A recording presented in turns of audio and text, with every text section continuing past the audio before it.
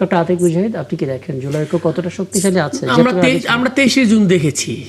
আমরা বাংলাদেশে গত 23শে জুনের আমরা আওয়ামী লীগের পতিত আওয়ামী লীগ যে ঘোষণা করেছিল, আমরা তো দেখলাম যে বাংলাদেশের সব দলই নেমেছে। তাই নয় কি? আমরা এটা দিয়ে বুঝতে পারি যে ফ্যাসিবাদের বিলোপ সাধনে বা বিরুদ্ধে প্রতিরোধে সব দল ঐক্যমত রয়েছে। এটা এটা আপনারা সবসময় দেখতে পাচ্ছেন। সুতরাং 23শে জুন আমরা বিএনপি দেখেছি, এনসিপি দেখেছি, জামাত দেখেছি, ছাত্র শিবির দেখেছি, ছাত্র দল। না, এটা কি এখন ইমোশন হয়ে বলছেন? মানে ইমোশন না, এটা বাস্তবতা। বাংলাদেশ বাঁচাইতে হলে, বাংলাদেশকে যদি টিকে থাকতে হয়, তাহলে ওই সবাই মিলে ঐক্যবদ্ধ থাকতে হবে। আমি জনাব আখতারুজ্জামান হচ্ছে আপনার কাছে প্রশ্নটা করে গিয়েছিলাম যে ওই সময় ফ্যাসিবাদের যারা সমর্থক ছিল, সহযোগী ছিল, তারা বিএনপির মধ্যে এখন থেকে কেউ কেউ বিএনপির মুখোশ ধারণ করেছে কিনা, এমন একটা অভিযোগের কথা যেটা ডক্টর আতিক মুজাহিদ বললেন, ওনার অবজারভেশন। আপনারা কি কখনো শুদ্ধি অভিযান চালিয়েছেন, দেখেছেন, এরকম কথা শুনেছেন? দেখেন, মানে আমি ডক্টর আতিক মুজাহিদের কথা পুরোপুরি মানে দ্বিমত করছি না, আবার কিছু বাস্তবতা আমি করছি। আমি যদি আপনাকে একটু বিশ্লেষণ করি, দেখেন বিএনপির জায়গা থেকে এই সরকারটি 4 মাসের সরকার গঠনের পর থেকে বিএনপি একটি পেয়েছে একদম পুরো ফেসিবাদ ধ্বংস করা বিভিন্ন প্রতিষ্ঠান, এবং এই যে যারা ফেসিবাদী শাসক ছিল তারা 17 বছরে স্তরে স্তরে স্তরে স্তরে তারা তাদের লুক বসিয়ে গিয়েছে। বিএনপি আসলে আপনি মানে ওভারনাইট, এটা মানে বাস্তবতা যে ওভারনাইট বিএনপি কিছু কিছু জায়গায় পরিবর্তন এনেছে, হ্যাঁ, কিন্তু আপনার হাতে তো সেই অল্টারনেটিভ নাই। যেরকম আপনি ধরেন পুলিশে কিছু কিছু জায়গায়, বড় বড় জায়গায় কিছু করা হয়েছে। আমলাতন্ত্রের ক্ষেত্রে আতিক মুজাহিদ যেটা মানে বলতে চাইছে, আসলে আপনার যে কোনো সেক্টরে আপনি তো রাতারাতি পরিবর্তন, সেটা বিএনপির বা যে কোনো সরকারের সেই সুযোগ নাই।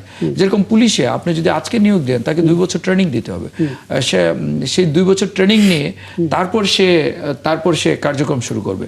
এখন যারা বিভিন্ন কর্মচারী বৃন্দ আছেন, সবাইকে তো আপনি ফেলে দিতে পারবেন না।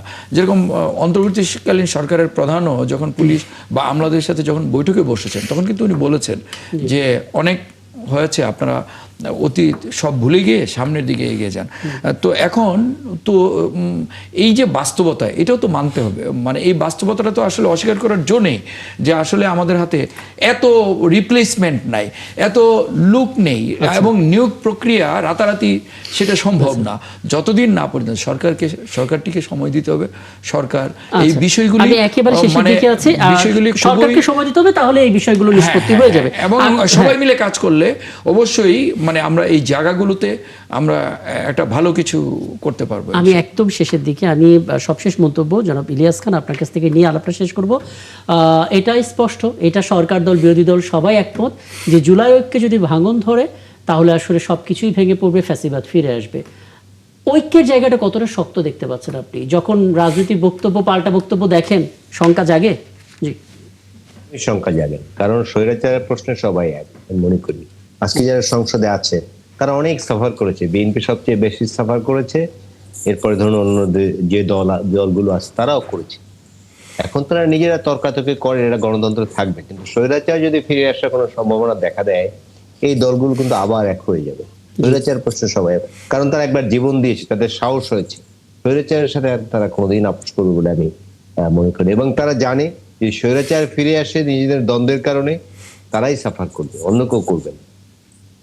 ডক্টর আতিক মুজাহিদ, আপনি কি দেখেন জুলাই ঐক্য কতটা শক্তিশালী আছে? আমরা 23শে জুন দেখেছি।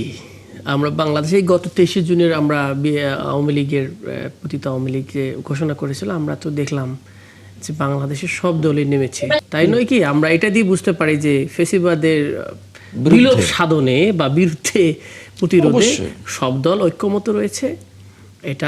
এটা আপনারা সবসময় দেখতে পাচ্ছেন। সুতরাং 23শে জুন আমরা বিএনপি দেখেছি, এনসিপি দেখেছি, জামাত দেখেছি, ছাত্র শিবির দেখেছি, ছাত্র দল। না, এটা কি এখন ইমোশন হয়ে বলছেন? মানে ইমোশন না, এটা বাস্তবতা। বাংলাদেশ বাঁচাইতে হলে, বাংলাদেশকে যদি টিকে থাকতে হয়, তাহলে ওই সবাই মিলে ঐক্যবদ্ধ থাকতে হবে। আমি বলি, Awami League is not a party. এটা আমার কথা না, আমি কি ধার করতেছি স্বরাষ্ট্রমন্ত্রী। একটা উনি বলছে যে মাফিয়া স্টাইল অফ সন্ত্রাসী, যারা হত্যাকারী একটা দল। সুতরাং এটার সাথে, এবং মির্জা ফখরুল বলেছেন যে Awami League and democracy does not go hand to hand. So এটা কখনো হাতে হাতে যায় না। সুতরাং সেকেন্ড হচ্ছে, বাংলাদেশে যদি সিকিউরিটি থ্রেট বলেন, ভাই কন্টিনিউসলি তারা ইন্ডিয়া থেকে বাংলাদেশ চালাতে চায়। এটা কি? What is this? আমরা কি ইন্ডিয়ান প্রদেশ নাকি? এটা স্ট্রেট যদি বলি, এটা কি ইন্ডিয়ান প্রদেশ? তাহলে আপনি যে বাংলাদেশে পার্টি আনতে বাংলাদেশের রাজনীতি করেন, বাংলাদেশের কথা বলেন, আর একটা দেশের ভাড়াটিয়ে খেলার দরকার নেই এখানে এসে। এবার সবশেষ কথাটা বলেন। আর আমি হ্যাঁ। 10 সেকেন্ডে একটা জিনিস বলি, দেখেন আপনি আওয়ামী লীগের একটা কর্মীকেও খুঁজে পাবেন না যে এখন পর্যন্ত এই যে গণহত্যা চালিয়েছে, এই যে এত গুম হয়েছে, দুঃখ প্রকাশ যে কেউ দুঃখ প্রকাশ করেছে, কেউ করেছে, মানে এই জিনিসটা খুব দুঃখজনক। তো সুতরাং যদি কোনো কারণে ফ্যাসিস্টরা ফিরে আসে, এই আতিক মুজাহিদ বা আমরা কেউ বেঁচে থাকবো না, বাংলাদেশটাই অস্তিত্বটাই সংকটে পড়বে। তো সুতরাং we should be United for Bangladesh. হ্যাঁ, বাংলাদেশের জন্যই জুলাই ঐক্যের প্রয়োজন, জুলাই ঐক্য আছে এবং সেভাবে থাকবে, প্রত্যাশা নিয়ে আলাপটা শেষ করছি। অনেক ধন্যবাদ।